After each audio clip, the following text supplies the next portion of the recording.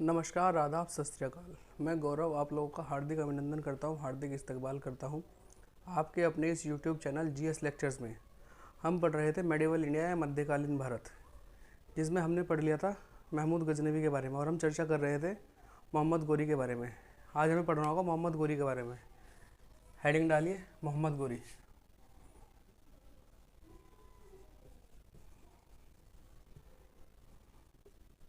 मोहम्मद गोरी, जिसमें हमें इसका शासनकाल पढ़ना होगा 1175 से 1206 तक। मोहम्मद गोरी के शासनकाल को हमें पढ़ना होगा 1175 ईस्वी से लेकर 1206 ईस्वी तक। पिछली क्लास में मैंने आप लोगों को बताया था मोहम्मद गोरी जिस समय भारत में आया था या हिंदुस्तान आया था, उस समय हिंदुस्तान में मोहम्मद गोरी के कंटेम्प्रेरी या समकालीन शासकों के बारे में। आज हमें चर्चा करनी होगी मोहम्मद गोरी के महत्वपूर्ण आक्रमणों के बारे में। Mohammad Ghori did first attack in India. Mohammad Ghori का भारत में प्रथम आक्रमण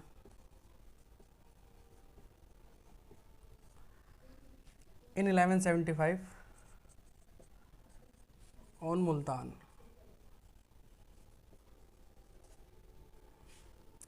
1175 ईस्वी में मुल्तान पर मोहम्मद गोरी ने अपना प्रथम आक्रमण किया। उस समय मुल्तान में शासन कर रहे थे करमाथी मुस्लिम।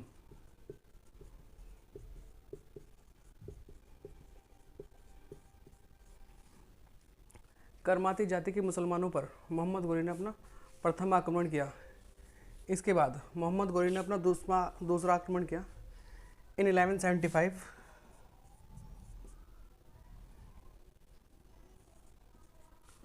अटैक ऑन गुजरात या गुजरात पर आक्रमण।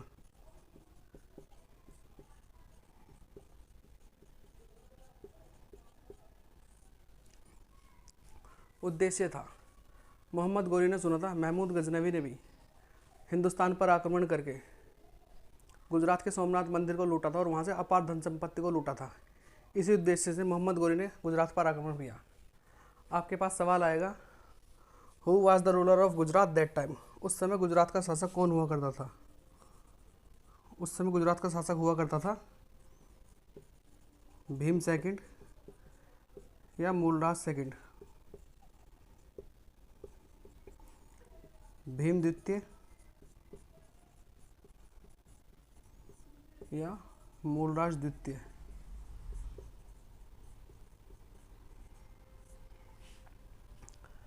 जब मोहम्मद गोरी अपनी सेनाओं को गुजरात की ओर लेकर बढ़ा, तो जैसे ही वो गुजरात में प्रवेश किया, उसी समय मोहम्मद गोरी पर क्रॉस आक्रमण कर दिया, क्रॉस अटैक कर दिया भीम सेकंड ने या मूलराज द्वितीय ने।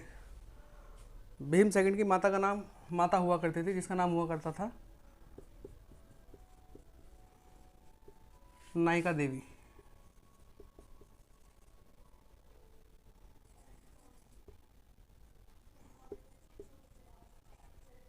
नायिका देवी अपनी विधवा माता नायिका देवी के ही नेतृत्व में भीम सेकंड ने मोहम्मद गोरी पर अपना आक्रमण किया या उस पर क्रॉस आक्रमण किया इन 1178।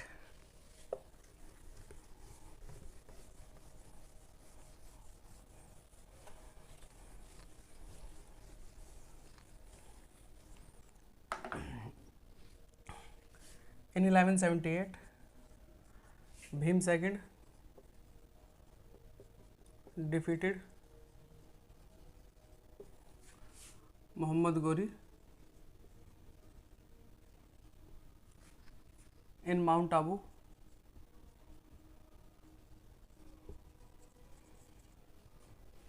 गुजरात, माउंट आबू राजस्थान।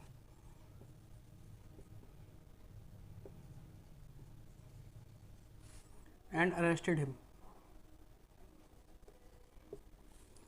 1178 ईस्वी में भीम सेकंड ने मोहम्मद गोरी को पराजित किया और उसको बंदी बना लिया गया। Bhim second defeated Mohammad Ghori in Mount Abu Rajasthan and arrested him. Bhim second ने मोहम्मद गोरी को पराजित कर उसे गिरफ्तार करके बंदी बना लिया गया। लेकिन इतिहासकार ऐसा कहते हैं, अपनी माता नायिका देवी के कहने पर भीम सेकंड ने मोहम्मद गोरी को रिहा कर दिया गया। और जैसे ही मोहम्मद गोरी को रिहा कर दिया गया, मोहम्मद गोरी भाग खड़ा हुआ और इसी के अगले साल इन 1179 अटैक ऑन खुसरो शाह,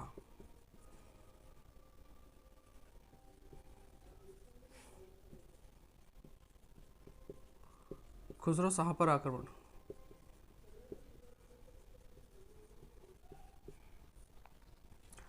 और खुसरो शाह पर आक्रमण करने के बाद मोहम्मद गोरी ने लाहौर,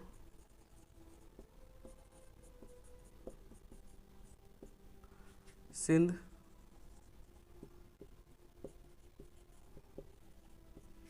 और कश्मीर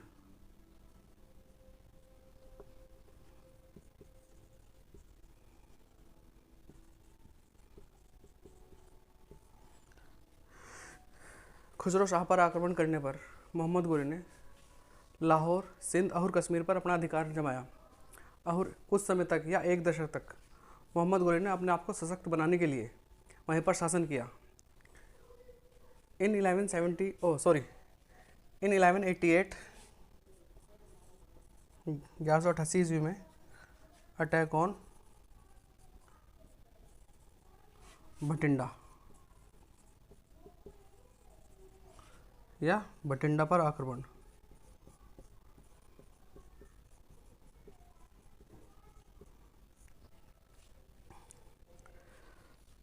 और भटिंडा पर आक्रमण करने के दौरान ही कॉन्करड तबरहिंद फोर्ट, और इसने तबरहिंद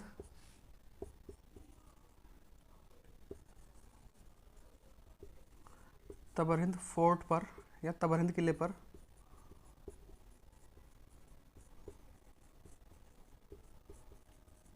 अधिकार जमाया।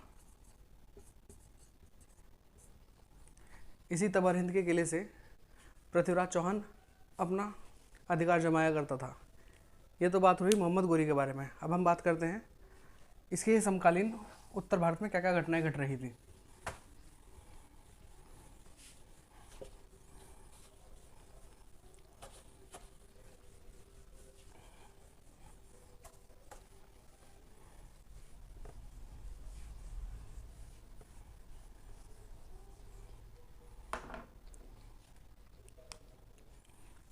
दिल्ली, अजमेर और सांभर। दिल्ली, अजमेर और सांभर में एक डायनेस्टी रूल कर रही थी जिसका नाम था चौहान डायनेस्टी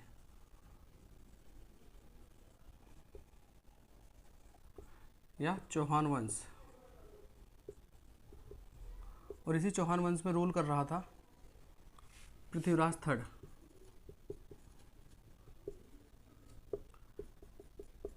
जिसे हम इतिहास में जानते हैं पृथ्वीराज चौहान के नाम से। और इसी का एक नाम हुआ करता था राय पिथौरा। पृथ्वीराज चौहान को ही राय पिथौरा के नाम से जाना जाता था। इसी का एक दरबारी कवि या कोर्ट पोएट हुआ करता था जिसका नाम हुआ करता था चंद्र बरदाई।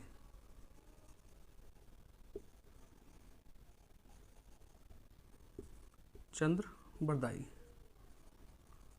और इस चंद्र बरदाई ने एक पुस्तक लिखी जिसका नाम है पृथ्वीराज रासो।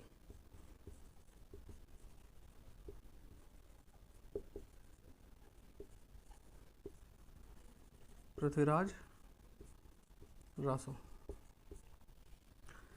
पृथ्वीराज रासो से ही हमें जानकारी मिलती है पृथ्वीराज चौहान और मोहम्मद गोरी के भिड़ंत के बारे में। इसमें ऐसा लिखा है कि पृथ्वीराज चौहान और मोहम्मद गोरी के बीच 16 बार भिड़ंत हुई। ऐसा 16 बार हुआ, इट हैपेंड 16 टाइम। लेकिन कुछ इतिहासकारों का ऐसा कहना है मोहम्मद गोरी और पृथ्वीराज चौहान के बीच में सिर्फ 2 ही भिड़ंत हुई, जिसमें कि सबसे पहले हुई इन 1191 फर्स्ट बैटल ऑफ त्राइन या त्राइन का प्रथम युद्ध।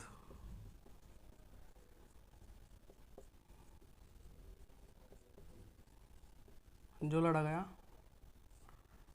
पृथ्वीराज चौहान और मोहम्मद गोरी के बीच। और पृथ्वीराज चौहान की सेना का सेनापति हुआ करता था इसी का छोटा भाई, जिसका नाम हुआ करता था गोविंद राय।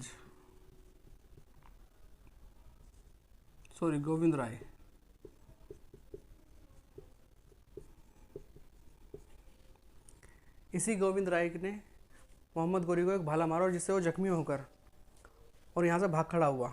और इसी के बाद पृथ्वीराज चौहान ने मोहम्मद गोरी का पीछा छोड़ दिया और किसी और गोरी पर जाकर ध्यान अटक गया पृथ्वीराज चौहान का। उस समय उत्तर प्रदेश के कन्नौज में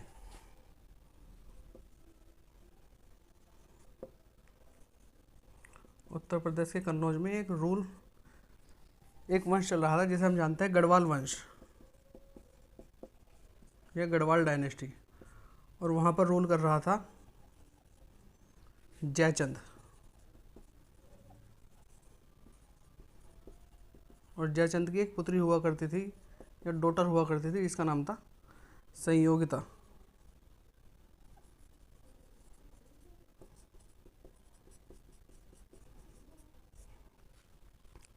संयोगिता और पृथ्वीराज चौहान के बीच में प्रेम प्रसंग चला करता था, लेकिन ये बात पसंद नहीं की थी किसे, जयचंद को।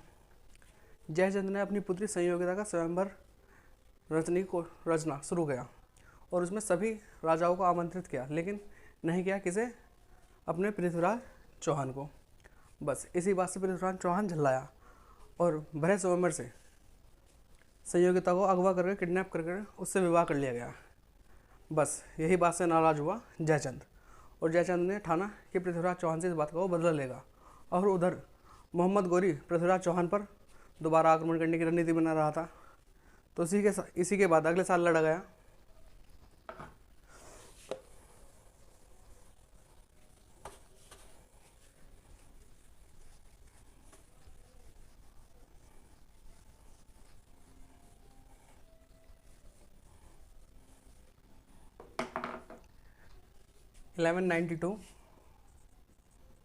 सेकेंड बैटल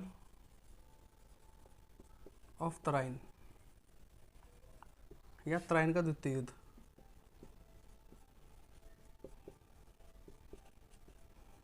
जो लड़ा गया पृथ्वीराज चौहान और मोहम्मद गोरी के बीच। In that battle Mohammad Ghori defeat Prithviraj Chauhan.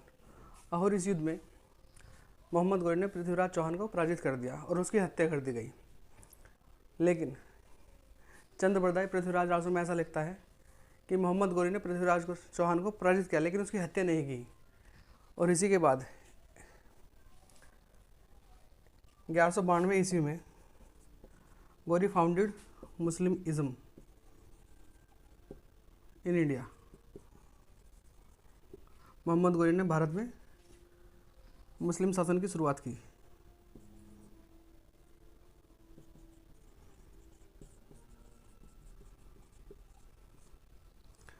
और इसी के अगले साल मोहम्मद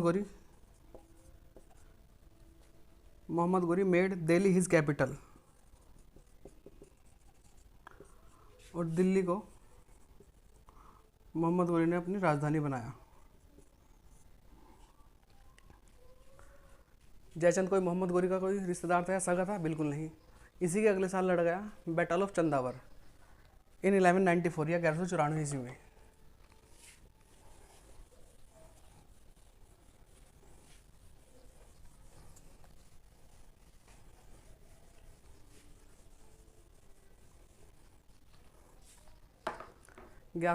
ईस्वी में लड़ा गया बैटल ऑफ चंदावर।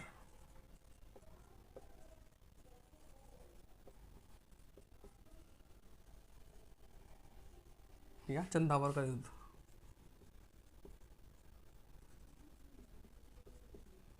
जो लड़ा गया बिटवीन मोहम्मद गोरी और जयचंद के बीच। और इस युद्ध में सबसे अहम भूमिका निभाई मोहम्मद गोरी का ही एक गुलाम जिसका नाम हुआ करता था कुतुबुद्दीन ऐबक।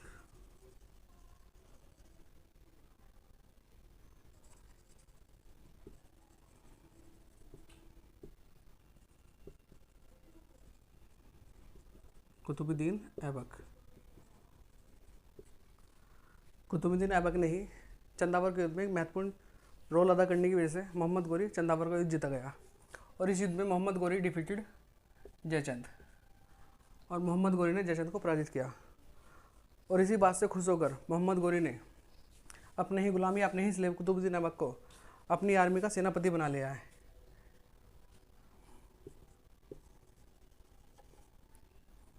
आर्मी का सेनापति कुतुबुद्दीन ऐबक। जब मोहम्मद गोरी हिंदुस्तान आया था, अपने साथ हजारों गुलाम लाया था, लेकिन इसके सबसे करीबी, सबसे बेहद वफादार ही 4 गुलाम हुआ करते थे, जिनके हमें नाम याद रखने होंगे, जिसमें कि सबसे पहला आता है कुतुबुद्दीन ऐबक।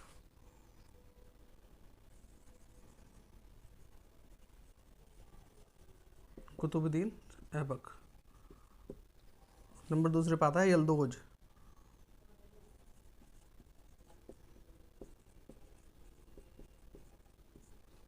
और फिर कुबाचा।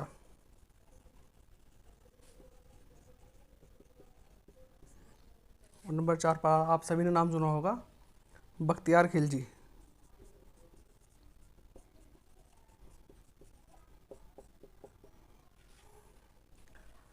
कुतुबुद्दीन ऐबक सबसे करीबी और सबसे खास इसी वजह से हुआ करता था क्योंकि कुतुबुद्दीन ऐबक मोहम्मद गोरी का गुलाम होने के साथ साथ इसकी शौहर का पति भी हुआ करता था। कहने का मतलब ये मोहम्मद गोरी का दामाद भी हुआ करता था। और हिंदुस्तान में अपने साम्राज्य का केयर टेकर बना दिया गया किसे, कुतुबुद्दीन ऐबक को। और मोहम्मद गोरी वापस लौट गया कहाँ, गजनी। और अब कुतुबुद्दीन ऐबक के ऊपर जिम्मेदारी आई इस्लाम धर्म के प्रचार प्रसार करने की। तो फिर क्या था, इन 1194 या 1194 ईस्वी में मोहम्मद कुतुबुद्दीन ऐबक ने इस्लाम धर्म का प्रचार करने के उद्देश्य से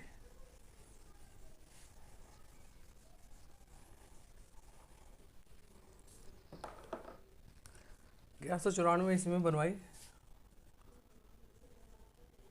कुव्वत उल इस्लाम मॉस्क्यू,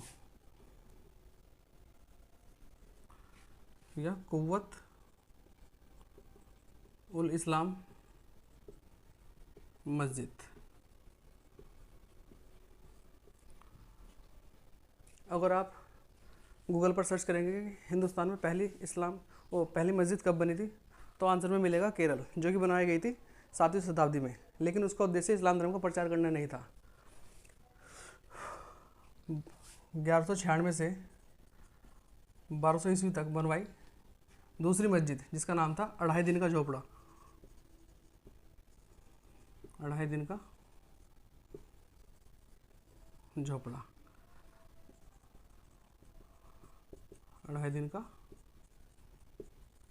झोपड़ा। और ये बनवाई कहाँ थे, इन अजमेर में।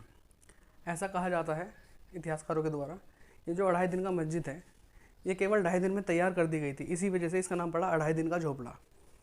और जहाँ पर ये 2.5 दिन का झोपड़ा बना हुआ है या मस्जिद बनी हुई है, इससे पहले यहाँ हुआ करता था एक संस्कृत यूनिवर्सिटी या संस्कृत विश्वविद्यालय।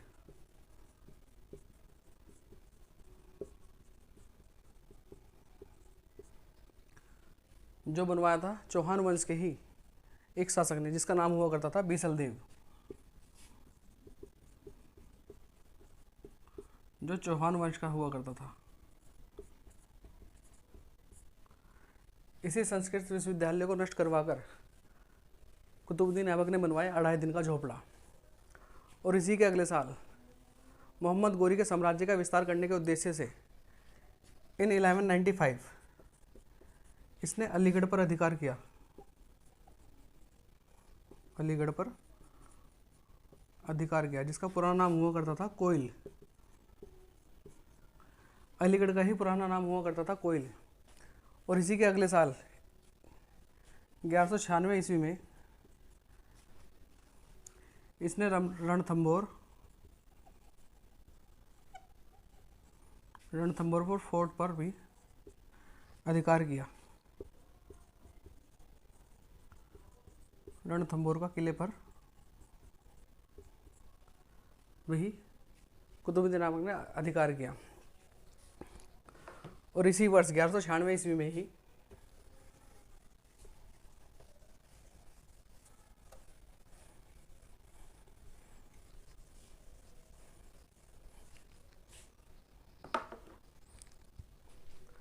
1196 ईस्वी में ही इसने ग्वालियर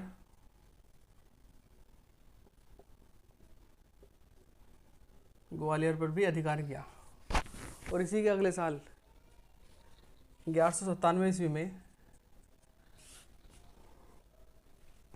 ही लूटेड अनिलवाड़ इन गुजरात।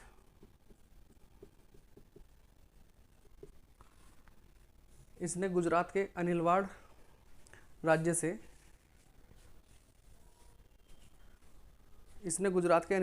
को लूटा और इसी लूट से इसने एक स्लेव खरीदा या एक गुलाम, जिसे हम जानते हैं इल्तुतमिश के नाम से।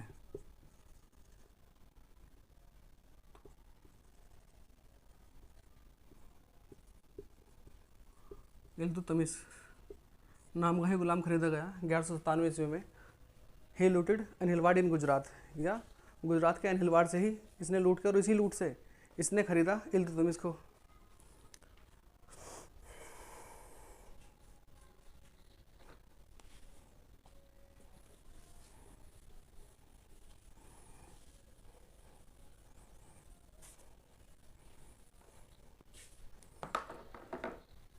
इन 1202 1202 ईस्वी में ही डिफीटेड परमर्दी देवा ऑफ चालुक्य डायनेस्टी।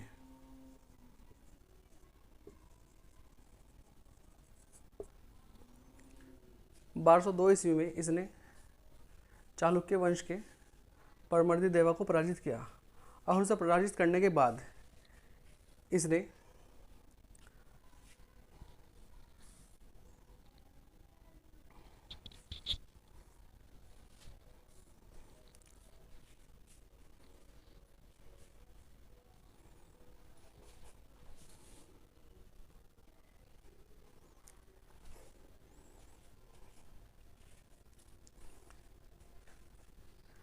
इसने मालवा को भी लूटा।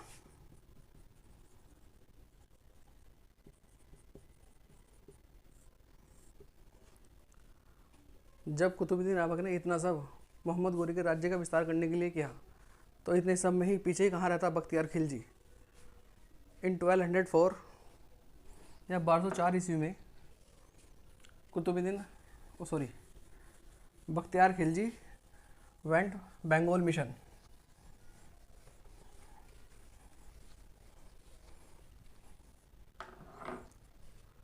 इन 1204 बख्तियार खिलजी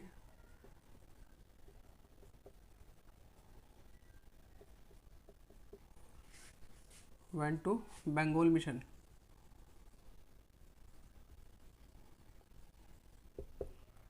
यह बंगाल अभियान पर गया। और जब यह बख्तियार खिलजी बंगाल अभियान पर गया, उस समय बंगाल में चल रहा था सेन डायनेस्टी या सेन वंश, और उसी सेन वंश में रूल कर रहा था लक्ष्मण सेन।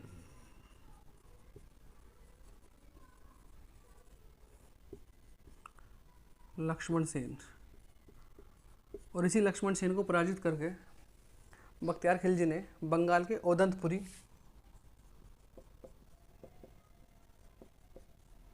विक्रमशिला और नालंदा